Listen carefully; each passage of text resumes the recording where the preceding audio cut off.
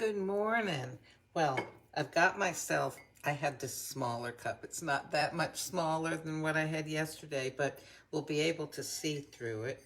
And, I've got 5 different machines here and only 2 sockets. And I can only run one machine at a time anyway. So I'm gonna have to get myself one of those little strips so I can just plug everything in instead of having to unplug and replug. So, because I have my Vertuo, I have my Pixie, I've got, what is this, a Ninja Shake thing. I've got a Cuisinart TOA 60, one of those things that, what does it do? It air fries, it bakes, it air bakes, it warms, broils, toasts. It does just about everything except wash the dishes for you. And then also this morning I've got my frother. So I think I've got the frother and the Pixie plugged in. Let me get some milk here. Okay. Lately I've been really liking this Chobani Oat Zero Sugar Plain. Okay, this is, by the way, 80 calories a cup. It's got 4 grams of fat, 9 grams of carbohydrates, and 1 gram of protein. And the fat and the protein is what helps the milk to froth up. So if you have an extremely low-fat milk, and these nut and grain milks are usually low protein as well, you may not get as good a froth. Let me put this away. Okay, and then, you know what? I'm not going to put any skinny syrup in. I'm just going to go ahead and let this, hopefully this will froth up. I can't remember. I did it the other day with this oat milk, and I don't remember how well it frothed. So we'll see here. And then I'm going to, here, I'm not prepared. I was reading that a Scuro, S-C-U-R-O, Scuro, is good as a latte. Scuro, okay, got it. So this is the Scuro, and this is what it looks like, okay? And, okay, I turn on my Pixie, because when you turn it on, the lights blink. That means that it's heating up. And then when they stop blinking, that means it's ready. The water's heated up. Oh, I can't remember though. Should I run this as an espresso or as a lungo? I will run it as an espresso because there'll be some of this milk that will not be frothed. It'll be liquid, so that'll sort of dilute this down. And then, okay, oh yeah, I lift this up. I drop this in. Okay, and then my small cup is not small enough to fit under here, so there we go. And the milk, when this okay, so the milk is done. Oh yes, it frothed up. It sure did. Okay, so, all right, let me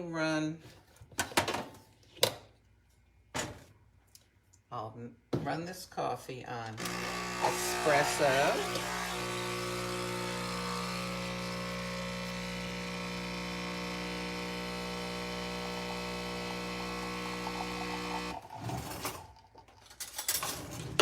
That was quick, huh? Okay, I'll let it stop dripping here.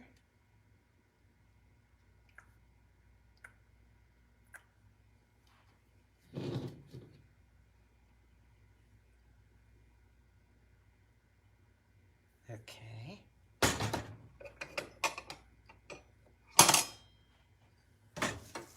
Alrighty, so then here I've got the espresso.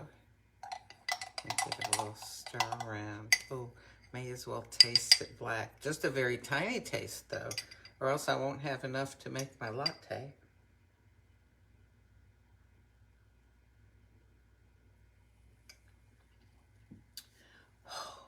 You know what? I spent 3 months in Italy when I was in college studying art history while I was in Italy. And every morning, well, sometimes several times a day, we had espresso. This tastes like that strong espresso. Of course, back then, I was like 20, 21. I would put bunches of sugar in it. Can you see this?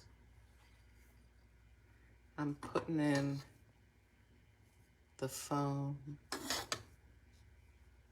I'm gonna pour in, I'll just pour it all in.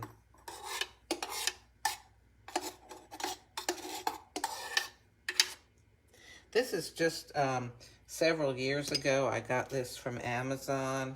It's just a simple frother. Well, it makes hot or cold froth, or else just heats milk.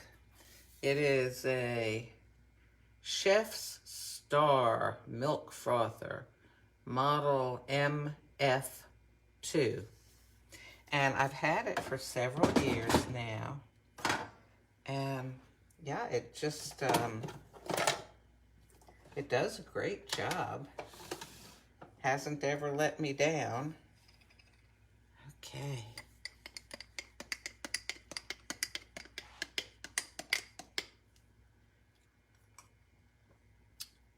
Oh, gee whiz. You know, there is nothing like having some coffee-ish, tasty froth.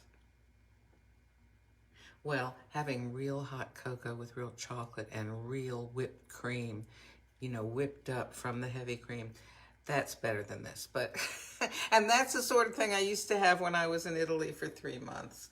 But, oh boy, I don't have that kind of stuff now, you know, because I prefer to chew my calories. Oh, this is so good. This is so good. Y'all, I just can't believe it. You know, and again, remember, I come from a coffee tradition. When I started drinking coffee, it was during my college days, and I was drinking it because, you know, it was kind of cool to drink coffee. Thank heavens I didn't start smoking cigarettes. It was cool to smoke cigarettes back then too, but I tried that and it made me sick. So I started developing a little taste for coffee, and pretty much my coffee drinking habits were that I would put, you know, like in a styrofoam cup, maybe the size of, you know, something like this. I would put in like at least 5 heaping spoonfuls of sugar.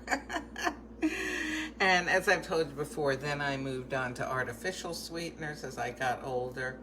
And now, ever since I got the Nespresso coffees, I don't have to put any sweetener in at all. There's just so much character and enjoyment to the taste of it. And this is excellent. So this is Scuro from an original line Pixie machine with plain, no sugar oat milk.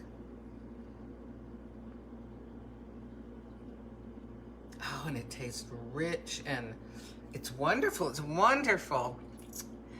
Thank you all for all of your suggestions and information about how to use the new machine and the new coffees. Oh, I'm so happy. Oh, live happy.